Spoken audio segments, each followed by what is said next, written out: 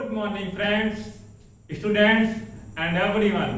Now I am here to represent a very important topic, that is reaction of acid and base with metals and also acid and base in the laboratory. Means what is the means of that topic? This topic means how will we identify acid and base by the indicators. So first of all we will understand the indicators. तो indicators क्या होते हैं, सबसे पहले आप उसको समझेंगे। Indicators क्या होते हैं? इंडिकेटर्स वो होते हैं, ऐसे सब्सटेंस होते हैं जो एसिड में अलग कलर दें, बेस में अलग कलर दें। यानी कि ऐसा कंपाउंड जो एसिड और बेस में डिफरेंट कलर देते हैं वो बोलते हैं इंडिकेटर्स। यानी कि the compounds which give different colour in acid and base is called indicators. तो इंडिकेटर्स में हमने एक लिटमस पेपर का आपको एग्जांपल दिया था कि लिटमस पेपर है। लिटमस पेपर हमारे पास जैसे ऐसा है, तो अगर ये ब्लू है तो ये एसिड है वो ब्लू को रेड कर देगा, जबकि बेस है वो क्या कर देगा, रेड को ब्लू कर देगा। उसके बाद हमारे जो फ्रीक्वेंटली यूज्ड इंडिकेटर्स हैं वो हमारे दो और है, फिनोल्फ्थालीन और मिथाइल ऑरेंज। तो हम उनकी बात और कर लेते हैं। फिनोल्फ्थालीन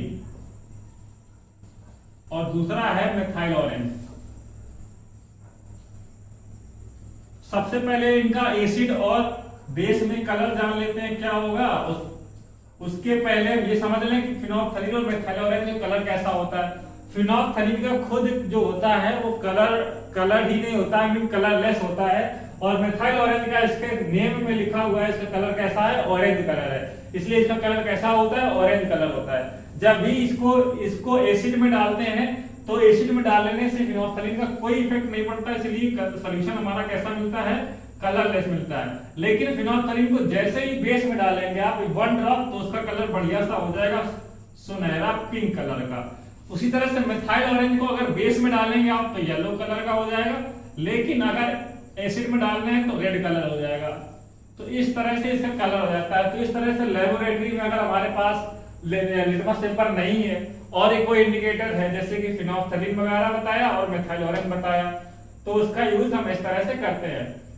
इसी तरह से इंडिकेटर्स हमारे और फैक्ट्री इंडिकेटर्स भी होते हैं, जो कि हमारे किससे बने, ये हमारे केमिकल होते हैं, वो हमारे प्लांट्स वगैरह से बने होते हैं। जैसे कि अनियन वगैरह है, उसको अगर डालेंगे एसिड या बेस में से एक में स्मेल चली जाएगी और एक में उसकी स्मेल जो है डिस्ट्रॉय नहीं होगी। तो इस तरह से निकालते हैं। मेनली हमारे ये है फिनोल्फ्थालीन और मिथाइल ऑरेंज। मिथाइल ऑरेंज से भी ज्यादा फिनोल्फ्थालीन का यूज किया जाता है टाइट्रेशन में, जो कि हमें 11th क्लास में पढ़ना है। तो ये हमारा हो गया एसिड और बेस को लेबोरेटरी में लिटमस पेपर के अलावा कैसे रिकॉग्नाइज करेंगे। अगर लिटमस पेपर है तो सिंपल सा हो जाएगा, लेकिन अगर फिनोल्फ्थालीन और मिथाइल ऑरेंज है तो कैसे रिकॉग्नाइज करेंगे। अब हम आते हैं उसकी रिएक्शंस पे। जो भी हमारे एसिड बेस होते हैं वो केमिकल रिएक्शन करते हैं। अब केमिकल रिएक्शन को किस तरह से करते हैं, मैं आपको इसको डिटेल में बताने जा रहे हैं। तो हम केवल पढ़ने जा रहे हैं कि मेटल से किस तरह से रिएक्शन करते हैं। सबसे पहले हम एसिड और बेस लेंगे। एसिड और बेस कैसे लेंगे, इसके लिए हमने आपको केमिकल फॉर्मूला से आपको बताया था कि कैसे बनाएंगे। जैसे कि H2SO4 है, तो ये एसिड है कि बेस है, एसिड है क्योंकि H इसके आगे लिखा हुआ है, इसलिए एसिड है, ये आपने बताया था। उसके बाद जो हमारा रिएक्शन एसिड है, और इसी तरह से हम एक बेस का एग्जांपल ले लेते हैं। हमारा बेस हो गया है NaOH। ओके, ठीक है। इसमें हमने मेटल ले लिया, Fe मेटल ले लिया, सपोज दैट, ठीक है ना। यहाँ पे आयरन ले लिया, मेटल एक ही ले सकते हैं, यहाँ पे डिफरेंट कोई ले सकते हैं। यहाँ पे हमने ले लिया एयर ले लिया, सपोज दैट, ठीक है ना। या फिर हमने Zn ले लिया, कोई भी ले लिया। अभी एयर का भी बता देते हैं।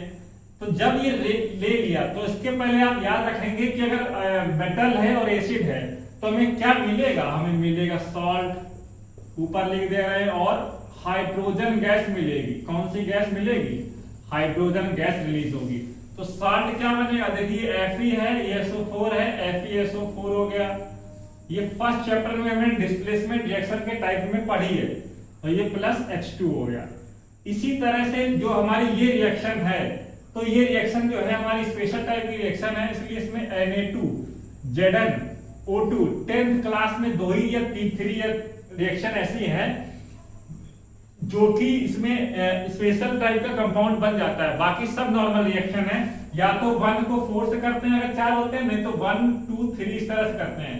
इसमें जब भी बेस आ जाता है तो उसमें रिएक्शन जो है नॉर्मल वे से नहीं होती है, वो थोड़ा डिफरेंट वे से होती है। तो यहाँ पे ये बन जाएगा Na2ZnO2 बन जाएगा, और यहाँ पे क्या बन जाएगा, H2 रिलीज हो जाएगा। तो गैस दोनों में रिलीज हो रहा है, साल्ट दोनों में बन रहा है, लेकिन जो इसमें साल्ट है, ये साल्ट अलग अलग है। तो इसका नाम हमारा है सोडियम जिंकेट है। इसका नाम क्या है, सोडियम जिंकेट है, ठीक है ना। तो ये हमारा अलग टाइप से बार बार याद रखने हैं कि 3 रिएक्शनें केवल ऐसी हैं जो कि डिफरेंट वे से होती है, इसलिए वो अभी आपको याद रखने हैं। बाकी जो रिएक्शंस हैं वो किस तरह से होती है, वो एक वे में होती है। जैसे कि ये Fe लिखा हुआ है, यहाँ पे SO4 लिखा हुआ है, तो यहाँ को 1 को 3 से कर लिया, इस तरह से रिएक्शन इसने साल्ट बना लिया, ठीक है ना। तो जैसे कि इसमें Al से रिएक्शन करा दे रहे हैं, एल्युमिनियम लेंगे तो यहाँ पे क्या बन जाएगा, यहाँ पे देखना है NaAlO2 बन जाएगा। क्या बन जाएगा, NaAlO2, इसका नाम हो जाएगा सोडियम मेटा एल्यूमिनेट, और प्लस हाइड्रोजन गैस रिलीज हो जाएगी। अब यहाँ पे जैसे Na लिखा, Al लिखा, O2 यहाँ पे 2 कर दिया, ठीक है ना। तो AlO2 हो गया, ठीक है। तो यहाँ पे थोड़ा ध्यान रखना है, इसमें H2O और ऐड करते हैं। जब एल्यूमिनियम के साथ में है तो उसमें वाटर ऐड किया जाता है, ठीक है ना। तो यहाँ पर NaAlO2 हो गया है, और बैलेंस करने के लिए 3/2H2 कर देंगे। तो 3 रिएक्शन ऐसी हैं, इसमें एल्यूमिनियम के वाटर की जरूरत पड़ती है, इसमें वाटर होता है लेकिन यहाँ पे एक्वस लिख दिया जाता है। इसमें जो वाटर है उसको हमने अलग लिख दिया गया है, तो बस इतना ही डिफरेंस है। तो मेटल कैसे रिएक्शन करता है, एसिड और बेस से। अगर कोई भी मेटल है एसिड से अगर ज्यादा रिएक्टिव है तो क्या कर लेता है, एसिड का सॉल्ट बना लेगा, एसिड में हाइड्रोजन गैस को रिलीज कर देगा, डिस्प्लेस कर देगा। डिस्प्लेसमेंट रिएक्शन में हमने पढ़ी है कि कौन से मेटल जो होते हैं वो रिएक्टिव होते हैं, तो वो किसको डिस्प्लेस कर देंगे, ठीक है ना। तो ये हमने पढ़ा है। तो आज के टॉपिक में केवल हमने इतना ही देखा कि एसिड और बेस को लैब में कैसे आइडेंटिफाई करेंगे इंस्टेड ऑफ लिटमस पेपर। तो उसके लिए हमने 2 इंडिकेटर देखते हैं, फिनोल्फथलीन और मेथाइल ऑरेंज। उसके बाद ये देखा कि एसिड और बेस किस तरह से रिएक्शन करता है। ये दोनों जो रिएक्शन हैं ये इस चैप्टर की बहुत ही ज्यादा इंपॉर्टेंट है। जितना इंपॉर्टेंट लगा पाए आप इन दोनों रिएक्शन में उतना कम है, ठीक है ना। तो इससे रिलेटेड हम आपको क्वेश्चन देंगे जो कि आपको सॉल्व करने होंगे। Thank you.